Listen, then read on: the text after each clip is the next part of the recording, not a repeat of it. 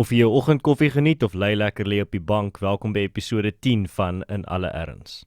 Die ANC beskou homself as 'n mag van nasionale bevryding in die periode na apartheid. Dit definieer sy agenda amptelik as die Nasionale Demokratiese Revolusie of NDR. Maar wat is die Nasionale Demokratiese Revolusie en hoekom is hierdie konsep vandag meer relevant en insiggewend as ooit van tevore? Die Nasionale Demokratiese Revolusie of NDR is 'n teorie en proses wat uitgedink is deur die Sowjetunie, waardeur 'n nasionale demokratiese samelewing bewerkstellig word. Hierdie is 'n samelewing waarin mense intellektueel, sosiaal, ekonomies en polities bemagtig is, volgens die teorie. Die drywers van die NDR word ook die motiefkragte genoem en word gedefinieer as die elemente in die samelewing wat sal baat uit die sukses van die NDR. Daar word algemeen geglo dat die werkersklas die sentrum van mag is in lande met lae werkloosheid, terwyl dit in lande met 'n hoër vlak van werkloosheid werkloos is.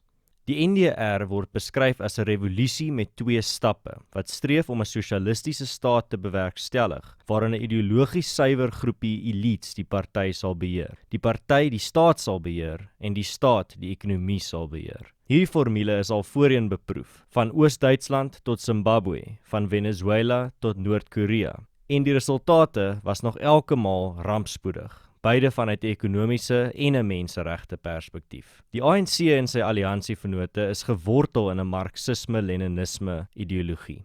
Volgens sy eie strategiese en taktiese dokumente glo hul breë beweging in 'n nasionale demokratiese revolusie wat impliseer dat die mag in die staat se hande gesentraliseer word, mits dit deur die magsbalans toegelaat word, sodat staatsmeganismes aangewend kan word om die doelwitte van die revolusie te bevorder, naamlik om Suid-Afrika op die pad na sosialisme te lei om uiteindelik 'n kommunistiese utopie te skep. Dit is waarom rampspoedige beleide soos die van die Sowjetunie, kommunistiese China, Cuba, Zimbabwe en Venezuela so gereeld deur die ANC en EFF alliansie geprys word, terwyl beleide wat die wêreld se rykste ekonomieë en mees verdraagsame gemeenskappe geskep het, as rassistiese onderdrukkende beleide voorgehou word. Radikale beleide soos onteiening sonder vergoeding en die nasionale gesondheidsversekering, as ook die ANC se vasberadenheid om Eskom nie te privatiseer nie, is gewortel in die NDR. Dit verklaar die ANC se toewyding tot die konsolidering en selfs uitbreiding van staatsbeheerde ondernemings as deel van die proses om die tweede fase van radikale sosio-ekonomiese transformasie te fasiliteer.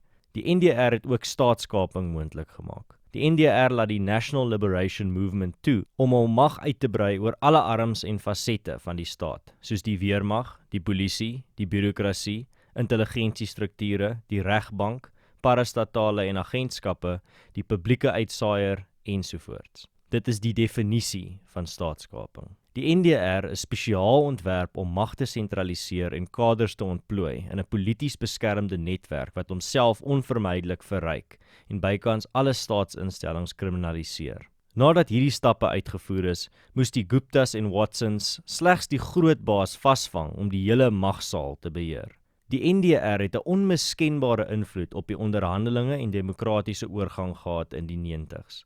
In sy nastrewe van die NDR het die ANC homself in die 90's voorgestel as 'n sentristiese organisasie wat sy kommunistiese ideologiese fondasie agtergelaat het met die val van die Berlynse muur. Hierdie was duidelike strategie om plaaslike sowel as internasionale steun te kry, ten einde beheer oor die staat te verkry en om uiteindelik die staat te gebruik om 'n revolusie te bevorder.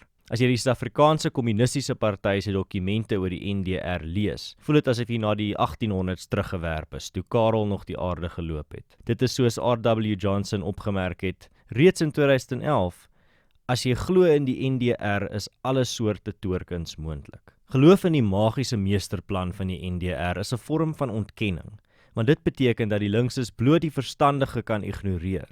Byvoorbeeld, 'n aantal opvoedkundiges het benadruk dat vooruitgang in die onderwys nie bereik kan word tensy die mag van die onderwysunie SATU op dieselfde manier gebreek word as wat Thatcher die mynwerkersunies verpletter het.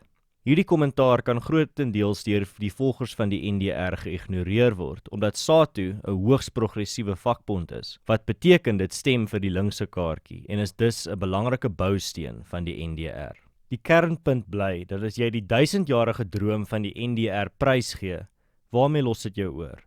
Jy het 'n middelinkomste land wat op baie terreine slegter vaar as die minste ontwikkelde lande ter wêreld. En dit is grootliks omdat die bestuur so buitengewoon sleg en boonop ideologies besete is. As jy van hierdie episode gehou het, onthou om dit te deel op sosiale media, asook met jou vriende wat jy dink dit sal interessant vind. As jy 'n onderwerp het vir 'n toekomstige episode, noem dit gerus in die kommentare.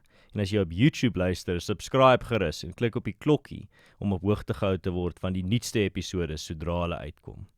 Ek is Ernst van Sail. Hou moed, hou koers, dink vir jouself en dink vooruit. Tot volgende keer.